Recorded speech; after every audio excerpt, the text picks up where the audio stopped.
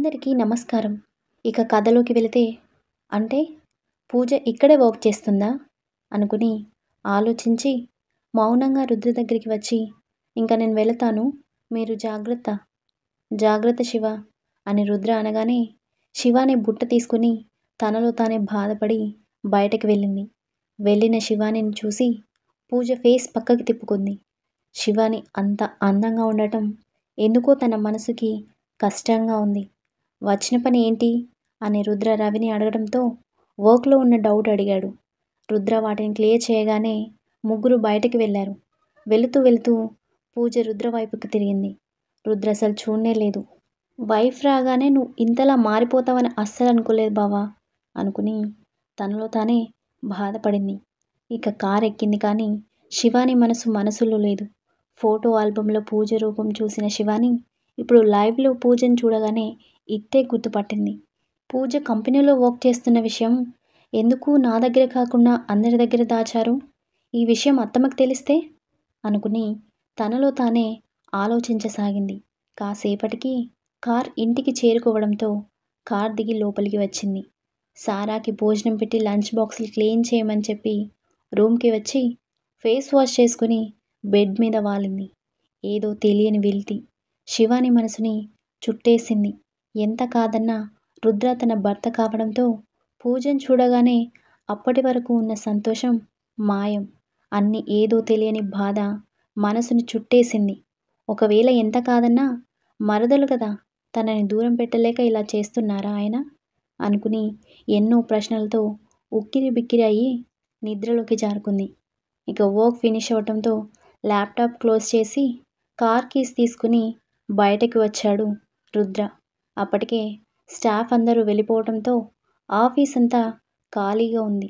ఆలోచిస్తూ బయటకి వచ్చి తన కార్ స్టార్ట్ చేసి తను వెళ్ళాల్సిన చోటుకి వెళ్ళాడు. వాకిట్లో మంచంపై కూర్చుని పూజ కోసం పువ్వుల మాల కడుతుంది గౌరీ. కార్ పార్క్ చేసి లోపలికి వచ్చాడు రుద్ర. రుద్ర రావడం గౌరీ గమనించలేదు. ఎలా ఉన్నావు అత్తా? సౌమ్యంగా వచ్చిన ఆ మాటకి తలెత్తి చూసి మేనల్లుని చూడగానే షాక్ అయింది. అంతలోనే కంగారు పడింది.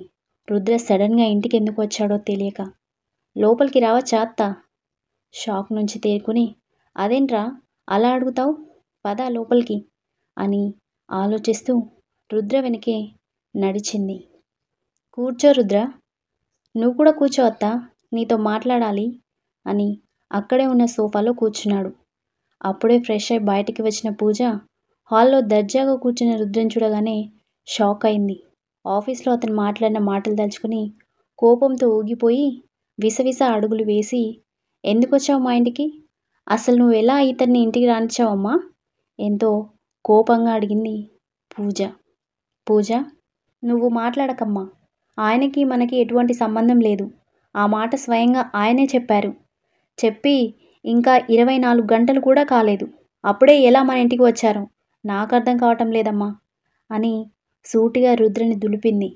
మాట్లాడలేదు రుద్ర. కాలు మీద కాలు వేసుకొని తన అత్త వైపు చూసి, అత్త, నేను ఇక్కడ గొడవ పెట్టుకోవడానికి రాలేదు. నేను అడగాల్సిన విషయాలు చాలా ఉన్నాయి, అవి అడగాలి. కాసేపు సైలెంట్గా ఉంటే బాగుంటుంది, లేదంటే నేను వైలెంట్ అవ్వాల్సి వస్తుంది. ఆ తర్వాత మీ ఇష్టం. ఏంటి బావా, మా ఇంటికి వచ్చి మమ్మల్ని బెదిరిస్తున్నావా? కాసేపు నోరు మూసుకొని కూర్చుంటావా, లేదంటే నా స్టైలు నీకు చాచిపెట్టి ఒకటిస్తేనే కానీ కూర్చోవా? మాట్లాడలేదు పూజ. కొట్టినా కొడతాడు అని తనలో తానే పళ్ళు నూరుకుని ఒక పక్కన నిలబడింది.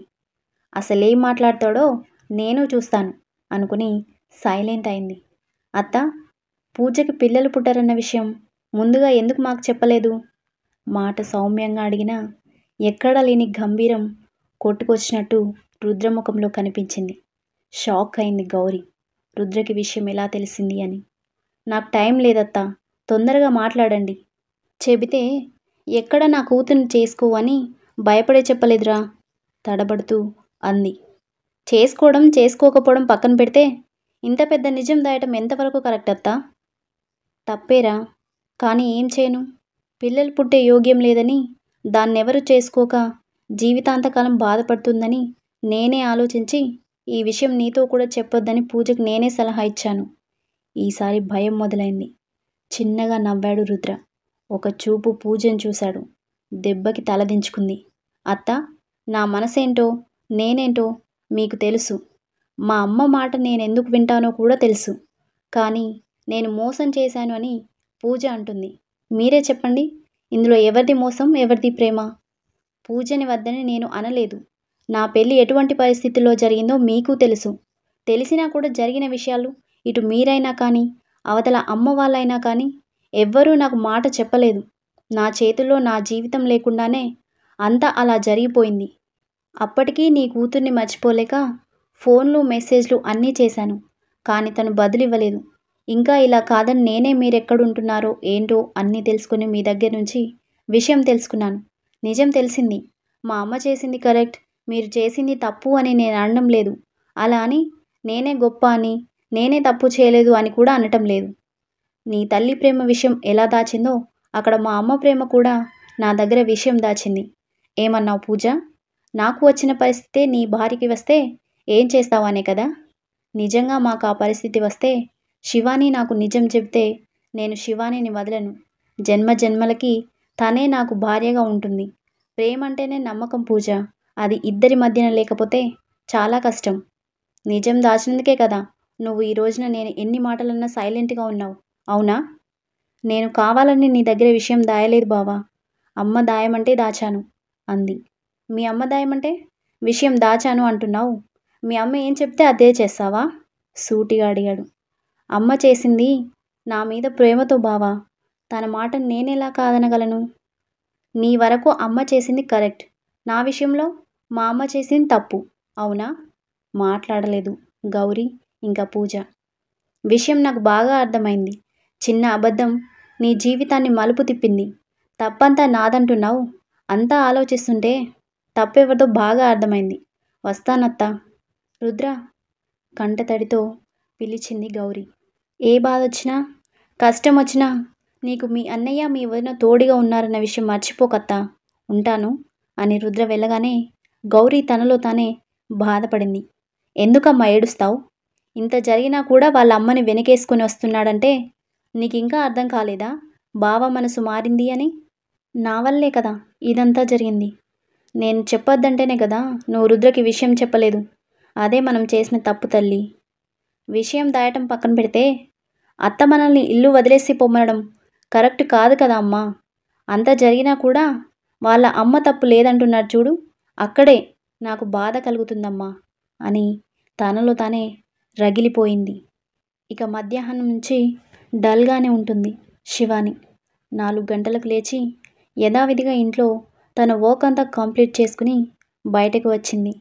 నైట్ అందరికీ టిఫిన్ ప్రిపేర్ చేయడంతో పెద్దగా పనేమీ లేకపోవడంతో టైం చూసింది. 7 అవుతుంది. రాత్రే కదా అత్తమ్మ చెప్పింది డైలీ 6 గంటలకు వచ్చేయమని. మరి ఈయనేంటి ఇంకా రాలేదు అనుకుని చుట్టూ చూసింది. గార్డెన్ వైపు లైట్ వెలిగి ఉండటం చూసి అటువైపుకి వెళ్ళింది.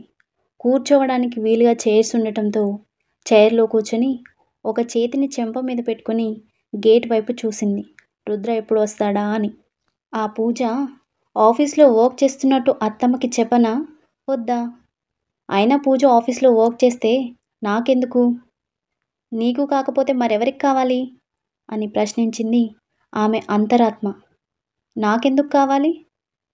ఎందుకంటావేంటి? పిచ్చిమొద్దు. రుద్ర నీ భర్త. ఆఫీస్లో పూజనెందుకు స్టాఫ్గా జాయిన్ చేసుకున్నాడో అడిగే అధికారం నీకుంది. ఉందని తెలుసు కానీ అంత చొరవ నాకు లేదు. లేదని అనుకుంటున్నావు అంతే. అయినా నీలో నువ్వే బాధపడ్డం ఎందుకు? రుద్ర రాగానే అడుగు. ఇష్టముంటే చెబుతాడు, లేకపోతే లేదు. ఆ మాత్రం దానికే నీలో నువ్వే ఎందుకు నలిగిపోవడం? పూజ ఆఫీస్లో వర్క్ చేయడం నాకు ఇష్టం లేదని అంటం లేదు. కానీ ఆయన ఈ విషయం ఎందుకు చెప్పలేదు అని. అర్థమైంది శివాని, రాగానే అడుగు అని అంతరాత్మ మరోసారి హెచ్చరించేసరికి శివాని ఆలోచనలన్నీ పక్కన పెట్టి లోపలికి వెళ్ళింది. టైం అవ్వటంతో అందరికీ తనే టిఫిన్ సర్వ్ చేసింది. ఈరోజేంటి రుద్ర ఇంకా రాలేదు? తెలీదండి, వర్క్ అని ఎక్కువ ఉందేమో తింటూనే భర్త మాటలకి సమాధానమిచ్చింది పార్వతి. వాడెప్పుడు వస్తాడో ఏంటో, నువ్వు టిఫిన్ చేసేయమ్మా. పర్వాలేదు బామ్మగారు అని అందరికీ వాటర్ గ్లాస్లో పోసి గుమ్మం వైపే తన చూపు మరల్చింది. టైం గడిచే కొద్దీ శివాని మనసు తనలో లేదు. రుద్ర ఎప్పుడు వస్తాడా అన్న ధ్యాసతో అందరూ టిఫిన్ చేయగానే సారాకి కూడా టిఫిన్ పెట్టి తన రూమ్కి వచ్చి కథల పుస్తకం తీసుకుని చదవటం మొదలుపెట్టింది. టైం 9 అవుతుండగా ఇంటికి వచ్చాడు రుద్ర. నేరుగా తన రూమ్కి రాగానే సోఫాలో కూర్చుని కూనిపాట్లు తీస్తున్న శివానీని చూశాడు. చేతిలో ఉన్న బ్యాగ్ పక్కన పెట్టి కోట్ విప్పి శివాని దగ్గరికి వచ్చాడు. చేతిలో ఉన్న బుక్ తీసి చూశాడు. కథల పుస్తకం. నవ్వుకుని బుక్ పక్కన పెట్టి శివానిని ఎత్తుకున్నాడు. నిద్రలో ఉన్న శివానికి ఒక్కసారిగా మెలకువ వచ్చి తనని ఎత్తుకున్న రుద్రని చూసి షాక్ అయింది. నిద్ర వస్తే బెడ్ మీద పడుకోవాలి, అది కూడా తెలీదా నీకు? బెడ్ వైపుకి నడుస్తూ, మీరెప్పుడొచ్చారండి? ఇప్పుడే. నిద్రమ్మ తెగిరిపోయిందా? నవ్వుతూ కిందకి దించాడు. నిద్రేమీ రావడం లేదండి. మీకోసం చూసి చూసి అలా చిన్న కునుకు తీశాను. ఫ్రెష్ అయ్యరండి, టిఫిన్ చేద్దురు. నువ్వు తిన్నావా? నీరసంగా ఉన్న ఆమె ముఖాన్ని చూసి అడిగాడు. తిన్నానండి, ముందు ఫ్రెష్ అవ్వండి అని బెడ్ మీద అతని బ్యాగ్ తీసి అందులో ఉన్న ల్యాప్టాప్ బయటకు తీసి రుద్ర వర్క్ చేసుకునే చిన్న టేబుల్ మీద పెట్టి అతని థింగ్స్ అన్నీ నీట్గా పెట్టి టవల్ తీసి బెడ్ మీద పెట్టి తను బయటికి వెళ్ళింది. వెళ్ళిన శివానిని చూసి, మధ్యాహ్నం బాగానే ఉంది కదా, ఇప్పుడేంటి శివాని డల్గా ఉంది, ఎవరన్నా ఏమన్నా అన్నారా అనుకుని వాష్రూమ్కి వెళ్ళాడు. రుద్ర చేయి బాలేదు అని టిఫిన్ ఇంకా వాటర్ బాటిల్ తీసుకుని రూమ్కి వచ్చి టేబుల్ మీద పెట్టింది. ఫ్రెష్ అయి బయటికి వచ్చాడు రుద్ర. డ్రెస్సింగ్ రూమ్కి వెళ్ళి నైట్ వేర్ డ్రెస్ వేసుకుని బయటికి వచ్చి సోఫాలో కూర్చున్నాడు. నేను కిందకి వచ్చేవాడిని కదా శివ, మీ చేయి బాలేదు కదా అండి, అందరూ చూసి బాధపడతారని నేనే రూమ్కి తెచ్చాను. గ్లాస్లో వాటర్ పోస్తూ మాట్లాడలేదు రుద్ర. చపాతీ ముక్క తీద్దామన్నా చేయి బాగా నొప్పిగా ఉంది.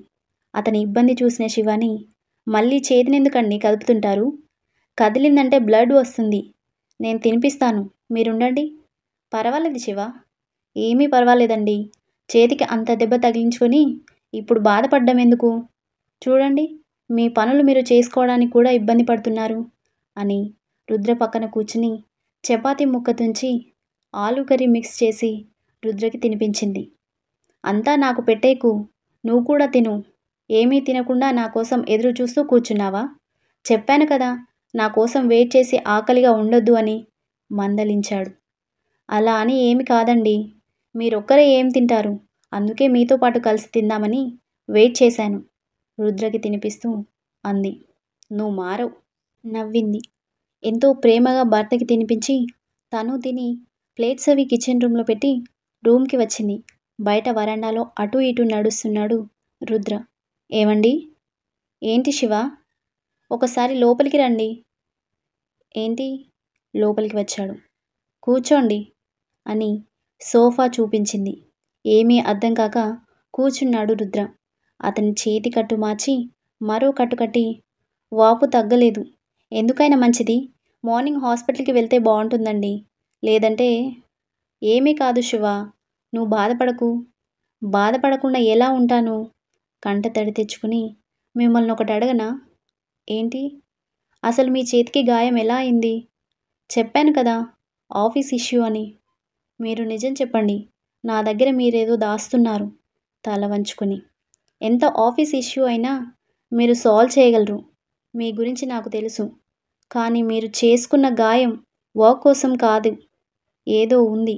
మీకు ఇష్టమైతేనే చెప్పండి, లేకపోతే లేదు. కానీ నాతో అబద్ధం మాత్రం చెప్పకండి. అబద్ధం చెప్తే నాకు అస్సలు నచ్చదు అని శివాని అనగానే రుద్ర ఊపిరి పీల్చుకుని వదిలి శివాని చేతిని పట్టుకున్నాడు. ఆశ్చర్యంగా చూసింది శివాని రుద్ర తన చేతిని పట్టుకునేసరికి. పూజకి నాకు గొడవైంది శివాని, ఆఫీస్లో జరిగిన సంఘటన తలుచుకుని అన్నాడు. ఏంటండి? నమ్మలేనట్టు చూసింది. అవును శివ, తను మా కంపెనీలోనే వర్క్ చేస్తుంది, రీసెంట్గా జాయిన్ అయింది. పెళ్ళైన మరుసటి రోజే తను ఆఫీస్లో జాయిన్ అయింది. మధ్యాహ్నం తను నా ఛాంబర్కి వచ్చింది అని జరిగిన విషయం అంతా అక్షరం పొల్లుపోకుండా శివానికి విషయం అంతా చెప్పాడు. అంతా విన్న శివాని మౌనంగా ఉండిపోయింది.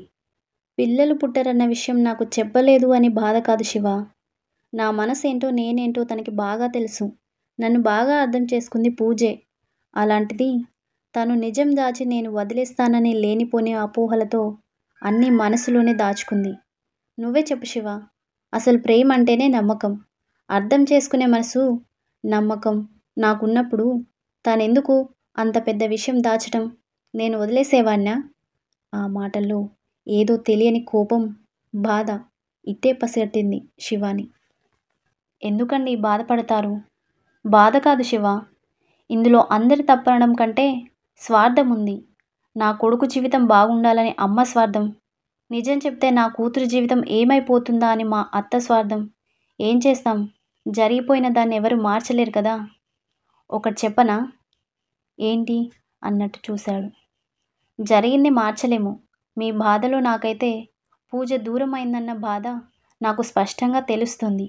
ఏదేమైనా మీ మనసు ఏం చెప్తే అదే చేయండి. అంతేకాని ఇలా మీరే బాధపడకండి. ఆర్తిగా చెప్పిన ఆమె మాటలకి రుద్ర ఏమీ మాట్లాడలేదు. ఎందుకైనా మంచిదండి, మీరు ఈ విషయం అత్తమ్మకి చెప్పకండి. ఇప్పటికే మామయ్య గారు గౌరీ ఆంటీ పూజ దూరంగా ఉంటున్నారని ఎంతగానో బాధపడుతున్నారు. వాళ్ళే కాదు, చివరికి అమ్మమ్మ గారు, తాతయ్య గారు కూడా. మీరేం చేసినా కుటుంబ సభ్యులను దృష్టిలో పెట్టుకొని చేయండి. మీరు చేసే పనికి అందరం ఆనందపడాలి కానీ బాధపడకూడదు కదా. రుద్ర కళ్ళల్లో చూసి చెప్పింది. ఆమె మాటలు అతని మనసుకు ఎలా అర్థమయ్యాయో తెలీదు కానీ శివాని మాటలకి తలూపి సోఫా వెనక్కి జారిపడ్డాడు. ఫస్ట్ ఎయిడ్ బాక్స్ కబోర్డ్లో పెట్టి బెడ్ సర్ది అంచ్ కేసి చూసింది. అతని ముఖంలో ఇంతకు ముందున్న కోపం, విసుగు లేదు. ఏదో తెలియని ప్రశాంతత కనిపించింది. అతన్ని డిస్టర్బ్ చేయడం ఎందుకు అని రూమ్లో లైట్స్ ఆఫ్ చేసి బెడ్ లైట్ వేసి తను మంచంపై నడుం వాల్చింది. తన ఆలోచనలో తనున్నాడు రుద్ర. ఆఫీస్లోనూ ఇటు ఇంట్లోనూ పూజ ప్రవర్తన గుర్తు చేసుకున్నాడు. మునుపటి ఓర్పు, సహనం ఆమెలో లేవు.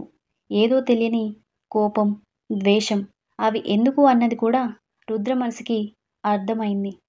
టాపిక్ వస్తే చాలు నాకు పట్టిన గతే శివానికి పడితే అంటుంది. ఎందుకు పూజ అలా మాట్లాడుతుందో అర్థం కావటం లేదు అనుకుని మెల్లిగా కళ్ళు తెరిచి చూశాడు.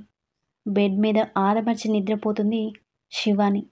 బెడ్ లైట్ వెలుతురులో కనిపిస్తున్న ఆమె ముఖాన్ని చూసి ఆలోచిస్తూ తను మంచంపై చేరి శివాని వైపుకు తిరిగి, నేను చెప్పిన మాటను నా మనసును అర్థం చేసుకుంటుంది. అసలు నేనేమీ చెప్పకుండానే తనే అన్నీ అడిగి తెలుసుకుని నాకు సజెషన్స్ ఇస్తుంది. పెద్దగా చదువుకోలేదు కానీ అన్నింటికీ మించి మంచి సంస్కారం నీకుంది శివ అనుకుని నిద్రలోకి జారుకున్నాడు. ఇంకా తెల్లవారింది. పూజ గదిలో దీపాలు వెలుగుతున్నాయి. ఇల్లంతా ధూపంతో అలుముకుని అగరవత్తుల వాసన వెదజల్లుతుంది. తులసి కోట చుట్టూ తిరిగి దండం పెట్టుకుని లోపలికి వచ్చింది శివాని. ఇంకా భూషణం, దేవి గారు ఫ్రెష్ అయ్యి అప్పుడే బయటికి వచ్చారు. శివానిని చూసి మురిసిపోయారు. ఏమండి, చిన్నదైనా చూసారా ఇల్లంతా ఎంత బాగా చక్కబెడుతుందో మెచ్చుకుంటూ అంది. అవును, పూజ ఉండాల్సిన ప్లేస్లో శివాని రావడం ముందు నాకు నచ్చలేదు.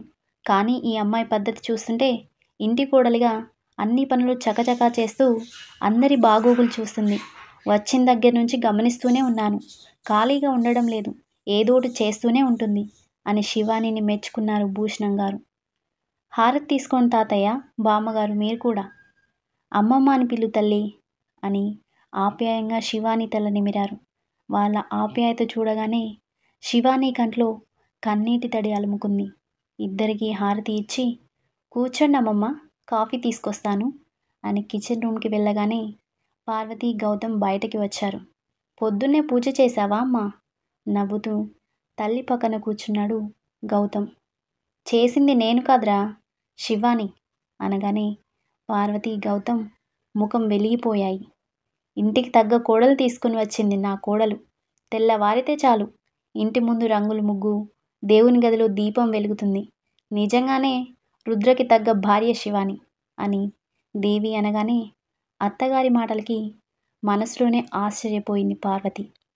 ఇప్పుడు కోపం తగ్గినట్లుంది అందరికీ అనుకుని శివాని రావడంతో అందరూ కాఫీ కప్స్ తీసుకున్నారు. చిలకాకు పచ్చ చీర, కుంకుమ రంగు జాకెట్, మెడలో పచ్చగా మెరుస్తున్న పసుపు తాడు, బంగారు వర్ణంలో మురిసిపోతున్న శివానీని చూడగానే పార్వతి మనసులోనే కోడలి వైపు గర్వంగా చూసింది. నువ్వు కూడా మాతో పాటు కూర్చుని కాఫీ తాగమ్మా. లేదు తాతయ్య గారు, రుద్ర గారు లేచే టైం అయింది, ఆయనకి కాఫీ ఇచ్చేసి వస్తాను అని చెప్పి తన రూమ్కి వచ్చింది శివాని. ఎక్కడున్నారేనా అనుకుని రూమ్ అంతా చూసింది, కానీ రుద్ర ఎక్కడా లేడు. ఆలోచిస్తూ జిమ్ రూమ్కి వచ్చింది. లైట్గా మ్యూజిక్ వింటూ జిమ్ చేస్తున్నాడు రుద్ర. రిమోట్ తీసుకుని మ్యూజిక్ ఆఫ్ చేసింది శివాని. కోపంగా చూశాడు రుద్ర. అంతలోనే ఆమెను చూడగానే చూపు తిప్పుకోలేకపోయాడు. కాఫీ అండి, నేను కిందకి వచ్చేవాణ్ణి కదా, నువ్వెందుకు తెచ్చావు? ట్రేలో ఉన్న కప్ తీసుకుంటూ. ఏ, నేను కాఫీ తెస్తే మీరు తాగరా? మూతి తిప్పుకొని అంది. అలా అని నేను అనలేదు శివ. అనినా సరే నేను ఊరుకోను అని రుద్ర వైపు చూడలేక విండో బయటకు చూసి, రుద్ర గారు ఏంటి, నన్ను గుడికి తీసుకుని వెళ్తారా? సరే రెడీ అవ్వు అని రుద్ర అనగానే అతని మాటలకి సంతోషం వచ్చేసి, థ్యాంక్ యూ రుద్ర గారు అని రుద్రని హత్తుకుంది. ఆమె అలా హత్తుకునేసరికి షాక్ అయ్యాడు రుద్ర. నిమిషం పాటు అతని కౌగిలిలో కరిగిపోయింది.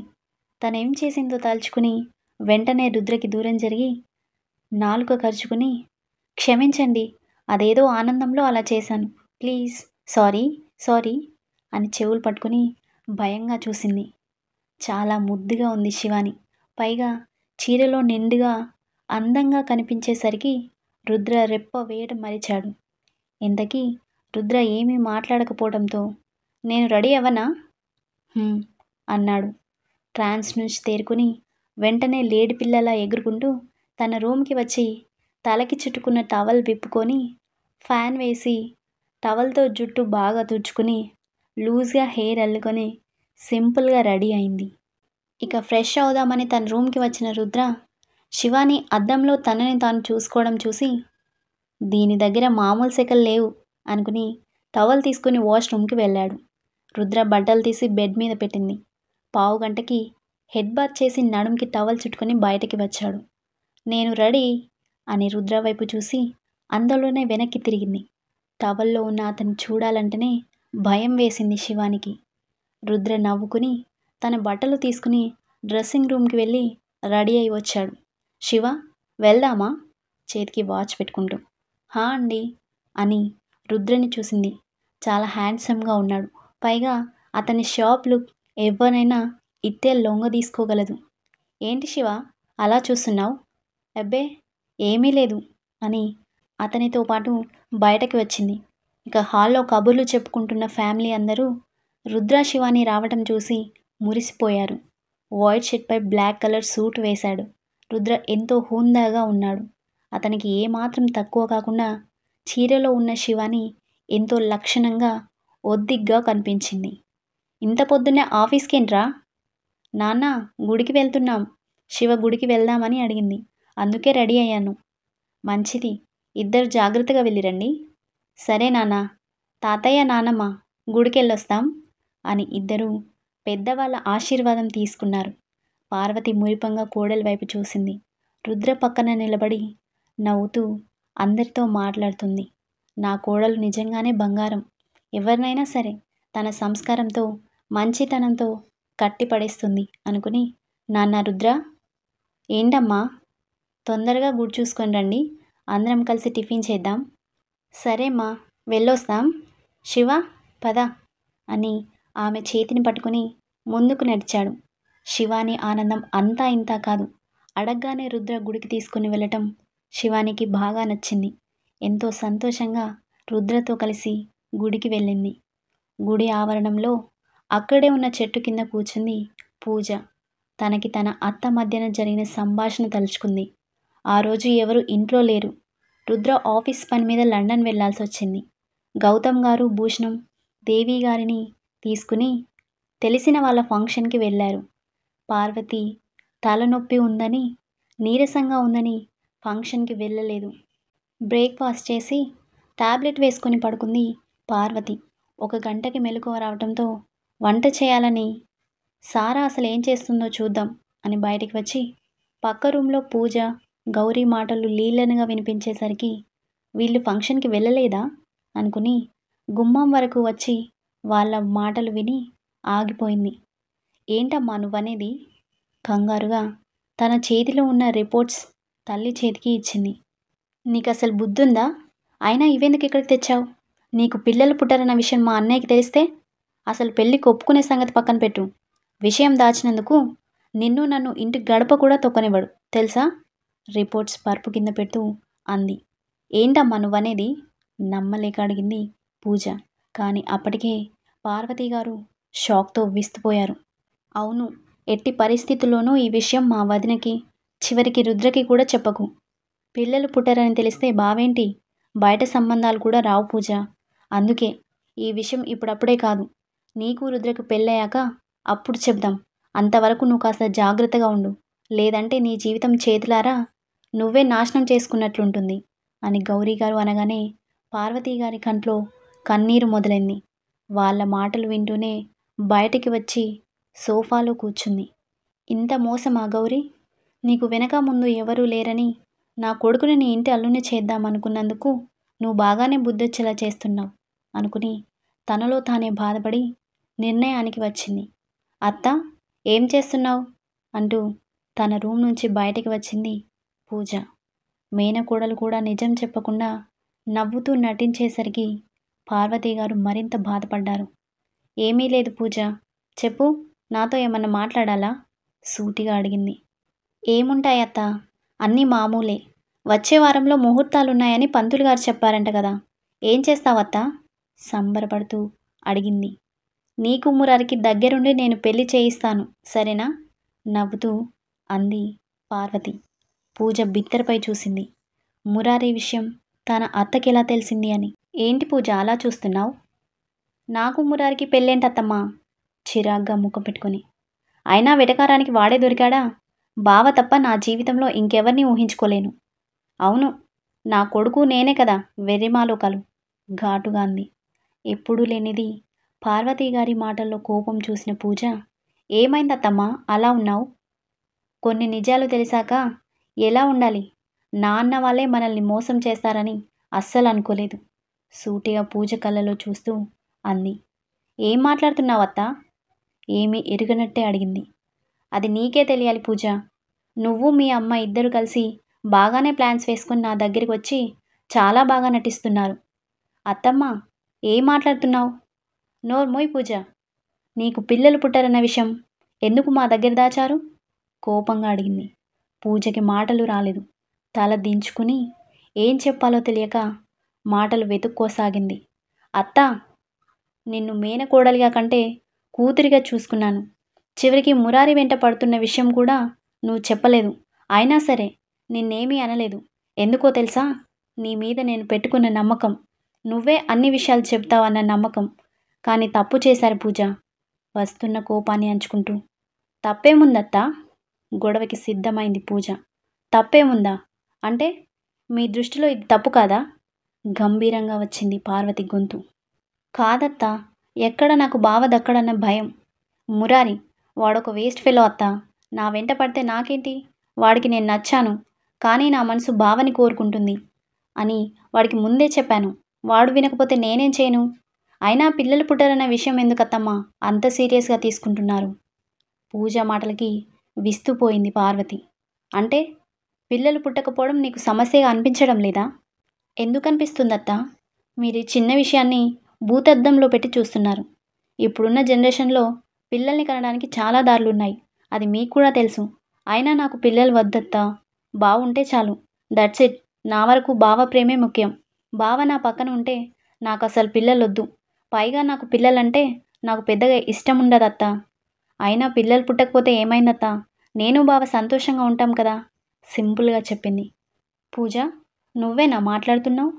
నమ్మలేక అడిగింది. ఏమైందత్తా అలా అంటున్నావు? ఈ వయసుని బట్టి ఇప్పుడున్న స్టేజ్లో నీకు పిల్లలు లేకపోయినా బావ ప్రేమ ఉంటే చాలు అని అనిపిస్తుంది. కానీ ముందు ముందు నువ్వేమి కోల్పోతున్నావు? కొన్ని సంవత్సరాలు దాటాక నీ మనసు కనిపిస్తుంది. అమ్మ అని పిలవటానికి అసలు పిల్లలు లేరు అనే బాధ నిన్ను మరింత బాధ పెడుతుంది.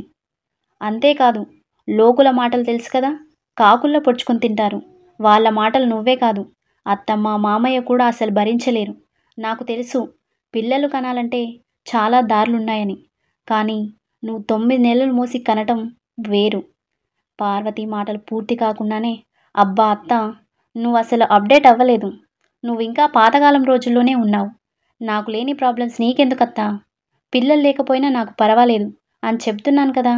ఎందుకు ఇదేదో పెద్ద నేరం అయినట్టు క్లాస్ తీసుకుంటున్నారు? షటప్ పూజ, కోపంగా అరిచింది పార్వతి. భయపడింది పూజ. అప్పుడే ఫ్రెష్ అయి వచ్చిన గౌరీ పార్వతి అరుపుకి గబాగబా బయటికి వచ్చింది. వదినా, ఏమైంది? కంగారుగా అడిగింది గౌరీ. ఏమైందో అని ఏమీ తెలియనట్టు అడక్కు గౌరీ. ఈ క్షణమే నీ కూతుర్ని తీసుకొని నా ఇల్లు వదిలి వెళ్ళిపోండి, లేకపోతే ఏం చేస్తానో నాకే తెలీదు. స్టోరీ నచ్చితే లైక్ చేయండి, షేర్ చేయండి, ఇంకా సబ్స్క్రైబ్ చేసుకోండి. మళ్ళీ కలుద్దాం.